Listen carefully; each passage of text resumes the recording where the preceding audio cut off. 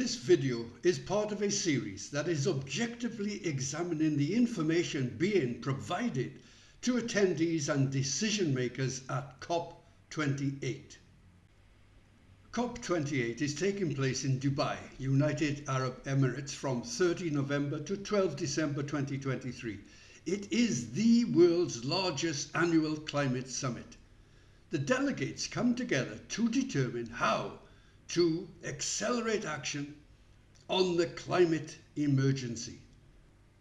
It is therefore essential that attendees and decision makers at the climate summit are provided with accurate and objective information.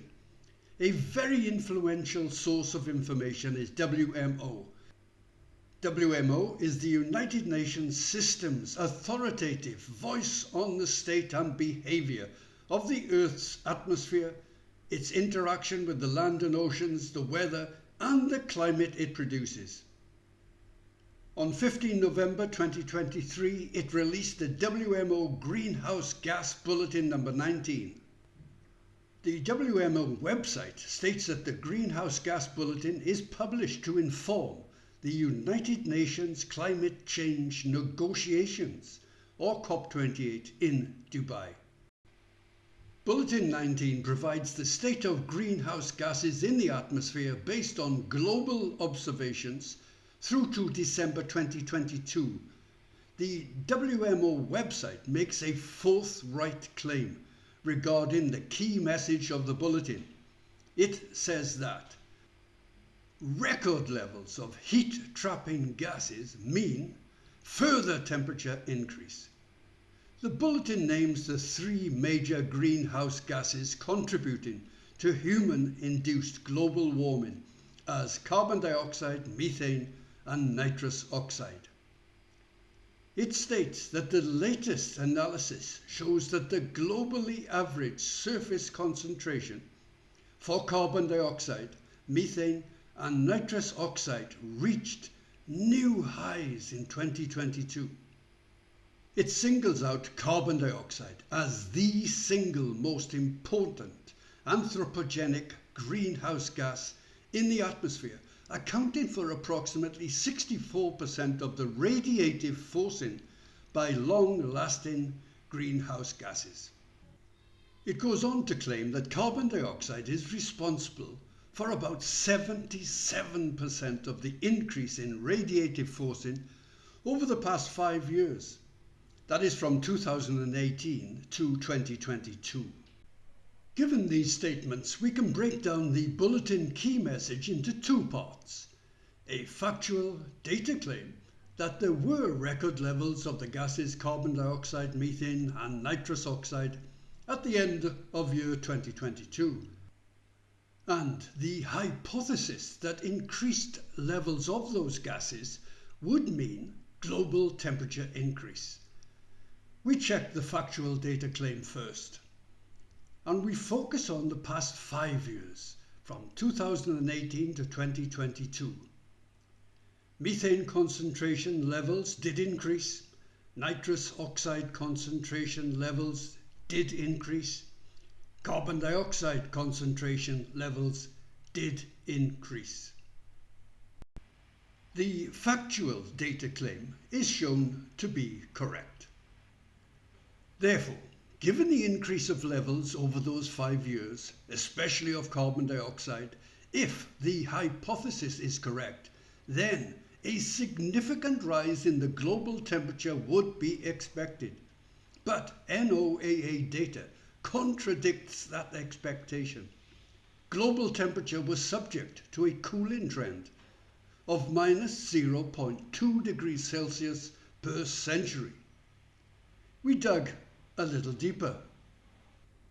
The Northern Hemisphere did experience a warming trend of plus 2.2 degrees Celsius per century. But this was more than balanced out by the Southern Hemisphere cooling trend of minus 2.5 degrees Celsius. We then unearthed some quite surprising results. The Arctic had a cooling trend of minus 0.6. Africa, minus 0.9. Antarctic, minus 4 degrees Celsius. This included a cold 2021. East-North Pacific, minus 10.2 degrees Celsius per century. Oceania, which includes Australia and New Zealand and the islands of the Pacific. This had the hypothesis contradictory cooling trend of minus 13.8 degrees Celsius per century. We stopped at this point. So where does that leave our examination of the information being provided to attendees and decision makers at COP28? In a press release made 15 November 2023 regarding Bulletin 19, WMO saw fit to publish this dramatic evocation of global warming. It emotionally proclaimed that greenhouse gas concentrations hit record high. Again, WMO somewhat hysterically trumpeted, there is no end in sight to the rising trend, according to the new report, that is Bulletin 19. It is difficult to imagine that scientists came up with these headlines. And to be fair to the Bulletin 19 report authors themselves, they state that while the scientific community has a broad understanding of climate change and its implications, nuances and uncertainties persist. The conclusion of this channel community is that the key message put out in the press release to COP28, that record levels of heat-trapping gases mean further temperature increase, is very misleading and even more vague. It is quite simply wrong. While the global warming hypothesis upon which is built much of the case for global warming and the convening of conferences such as COP28, this has a large question mark placed next to it. Doubt, nuances and uncertainties persist. To remove these uncertainties, the next COP28 video will feature a global level analysis of the greenhouse gas hypothesis covering the entire post-industrial period 1850 to 2022. If you enjoyed this video, you are invited to join our community on locals.com. This link will take you directly to our site.